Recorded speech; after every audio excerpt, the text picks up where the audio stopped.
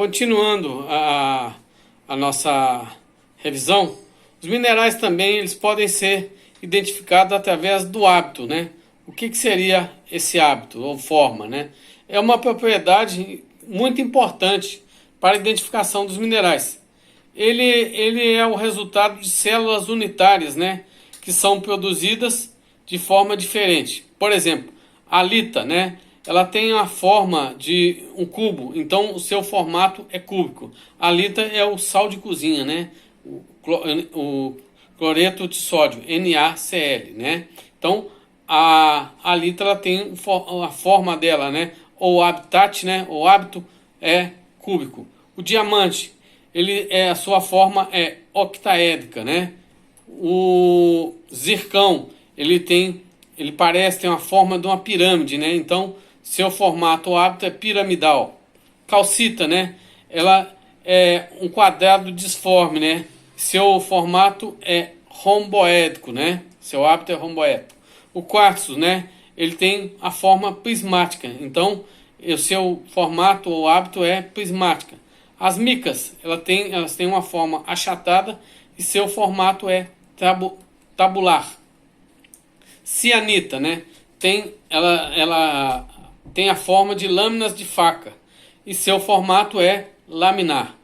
Rutílio, ele tem a forma de agulhas e seu formato é acircular, né? O asbesto é semelhante ao fios de arames retorcido e seu formato é capilar ou filiforme, né? Se uma força, né?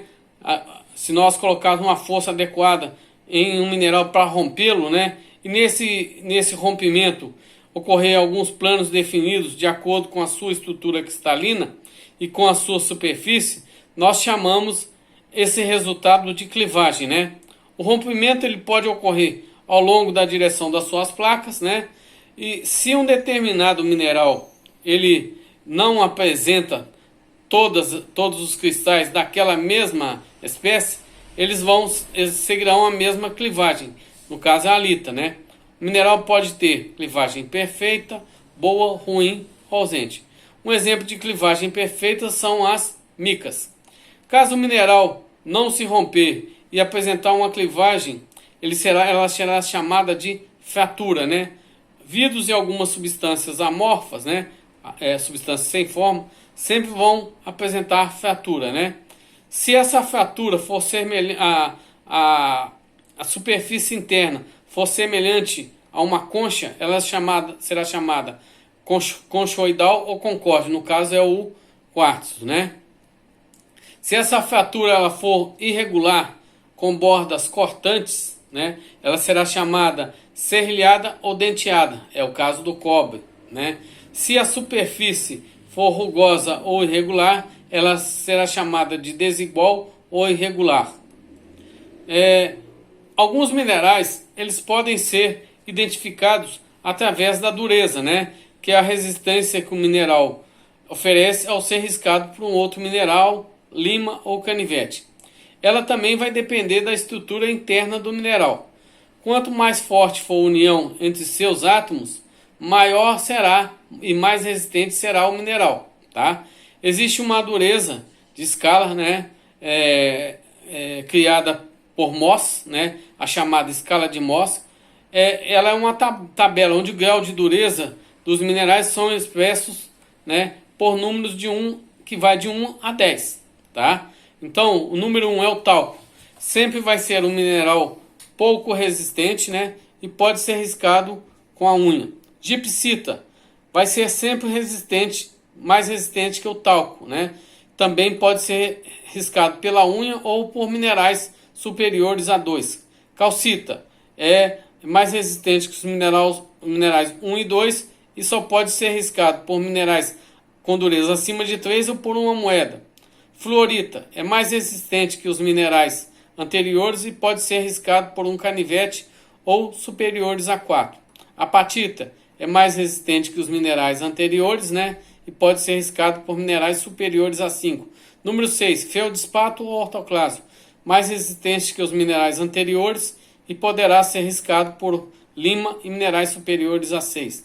Quartzo é mais resistente que os minerais anteriores e poderá ser riscado pelos minerais superiores a 7. Oitavo, o topázio é mais resistente que os minerais anteriores e pode ser riscado pelos minerais superiores a 8. Córindo é mais resistente que os minerais anteriores e pode ser riscado pelos minerais superiores a ele, né? Que no caso seria o diamante. Diamante, mais resistente que todos os outros minerais, só pode ser riscado por ele mesmo, né? Então, essa é a escala de Mohs, a escala de dureza, né? Que vai de 1 até 10. Existe um modo fácil para se memorizar essa escala de Mohs, que é o que a gente chama de uma frase, né? Tia Gomercinda, ou tia Geralda, né? Tia Geralda, caso fores à feira, queira trazer-me coisa doce. Então, é essa dicasinha, né, que vocês vão ter. Tia, talco, né? Tia Geralda, gipsita, caso, calcita, fores, fluorita, apatita, feira, feldespato, queira, quartzo, trazer, topázio, coisas, córindo e doces diamante. Lembrando que o diamante ele consegue riscar todos os minerais, qualquer um dos minerais, e só pode ser riscado por ele mesmo, né? O que seria uma tenacidade? É uma propriedade física também, né? Os minerais eles podem ser identificados também por esse fenômeno físico, né? Que é a resistência que o mineral oferece ao ser riscado, esmagado ou curvado, né? Se o mineral se romper ou pulverizar facilmente, ele é chamado de mineral quebradiço. Se esse mineral puder se transformar em lâminas, ele é chamado de maleável, né? Se ele puder ser cortado por uma lâmina de um canivete, ele é chamado de sêctil, como exemplo, a gipsita.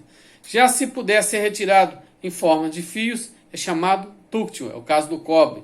Ao curvar um mineral e ele permanecer na forma alterada, ele será chamado de flexível.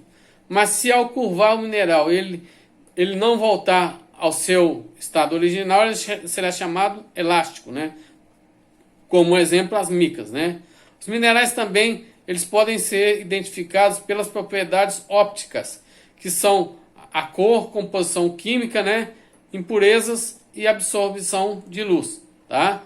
Então, nós já falamos, né, de algumas propriedades que os minerais têm, né? Vamos falar agora sobre diafanidade, que é a capacidade de absorver ou não a luz que esse mineral recebe. Essa classificação é a seguinte: minerais transparentes são aqueles que não absorvem ou absorvem pouca luz, podendo ver através deles, como por exemplo o quartzo, né? Através deles a luz passa e a gente consegue ver. Minerais translúcidos são aqueles que absorvem uma certa quantidade de luz e chega até a embaçar a sua visão, né? No caso, a calcita. Minerais opacos são aqueles que absorvem tanta luz que não se pode ver o outro lado, né? No caso é o ouro, né? Nós falamos sobre os brilhos dos minerais, né? Então nós temos os minerais, eles podem ser identificados, né, pelo brilho, que é o reflexo da luz na superfície do mineral. Podem ser metálicos, né, semimetálicos e não metálicos.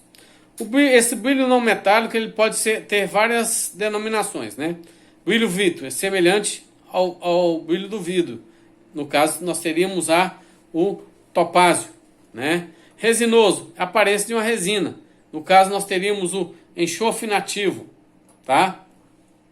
Brilho gorduroso é aquele brilho que parece estar coberto por uma camada de gordura ou óleo, por exemplo, a halita. Brilho nacarado tem a aparência de uma pérola, né? No caso, nós temos a gipsita. Brilho sedoso, aparência de uma seda, né? No caso, o asbestos. Brilho adamantino, brilho semelhante ao diamante, ao brilho do diamante, né? O exemplo que nós temos é o diamante. O que seria o magnetismo dos minerais? Os minerais podem ser identificados pelo seu magnetismo, ou seja, como exemplo nós temos a magnetita, né? Que é um óxido de ferro sendo que ele pode ser atraído por um ímã, né?